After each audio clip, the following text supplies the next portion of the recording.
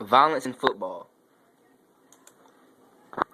Violence has always been associated with football since the origination of the game and its ancestors dating back to 225 BC. The acceptance of violence in the sport was not accepted, so by the 14th century there were calls for regulation to be placed into the game. Here's a few pictures of NFL players delivering very violent helmet-to-helmet contact tackles. And here are a few players that were fined for their helmet-to-helmet contact. Ron Clark, James Harrison, Brandon Mayweather, and Dante Robinson.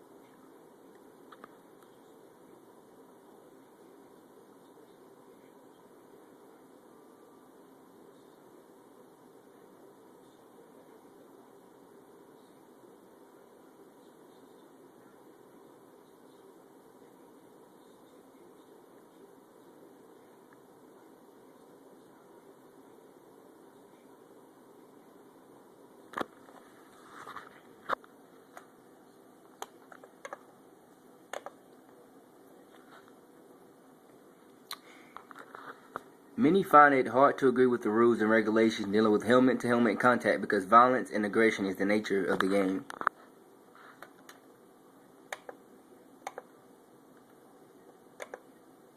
The allegation that players on the New Orleans Saints were paid money for hitting players with such brutal force it knocked them out of games. Today, our partners at Yahoo Sports uncovered a recording, and on it, a New Orleans coach graphically telling players to inflict injuries in a big playoff game. Here's ABC's Josh Elliott. Even in the brutal world of the NFL, America's unquestioned secular religion, the words are a stunning sacrilege. You're listening to New Orleans Saints defensive coordinator Greg Williams firing up his players before a January playoff game against the San Francisco 49ers. In the tapes, recorded by a documentary filmmaker and first obtained by Yahoo Sports, Williams seems to exhort the team to deliberately injure 49ers players, targeting old injuries and, in the case of Niners tailback Frank Gore, his head. We've got everything in the world to make sure we kill Frank Gore's head. We want him running sideways. We want his head sideways.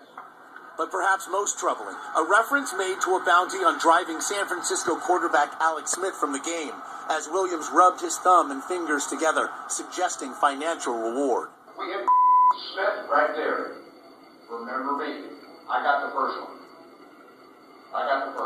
The NFL has cracked down on the abuses, suspending Williams indefinitely for his role in an illicit team bounty program unearthed last month. Also suspended, Saints head coach Sean Payton for the whole season, and general manager Mickey Loomis for half of it. Meantime, the Players Association has hired an attorney to defend players against any possible criminal charges. But now, this explosive tape brings new pressure on the NFL to keep clean a sport so violent, and for at least one team, so apparently dirty.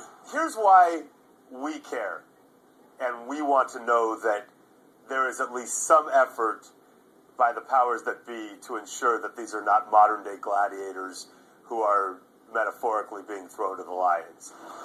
Josh is here now, so you've got to explain something to me. I mean, what is realistically going to happen next? This is football. Are they just going to wink and nod? What's going to happen? They certainly can't. Again, Roger Goodell, the NFL commissioner, has been committed to cleaning up the sport and really keeping it safe for the players. You do have to remember, though, and Greg Williams on that tape said something else. Never apologize for the way you compete, suggesting a business-as-usual aspect here. And you wonder, well, where is the line? And here's the line. In a hyper-violent sport, the players accept that inherent violence, but they do not accept the willful intent to maim, to concuss, to end careers, or much worse. But he wasn't rogue, do you think, or was he a rogue coach? In the years that I spent covering the league, I had several instances on several different teams of unofficial bounties, usually player to player, high-moneyed veteran paying a rookie to maybe knock a guy out. That's what you have to wonder if it just goes underground, Indeed. more subterranean. Thank you, Josh Elliott.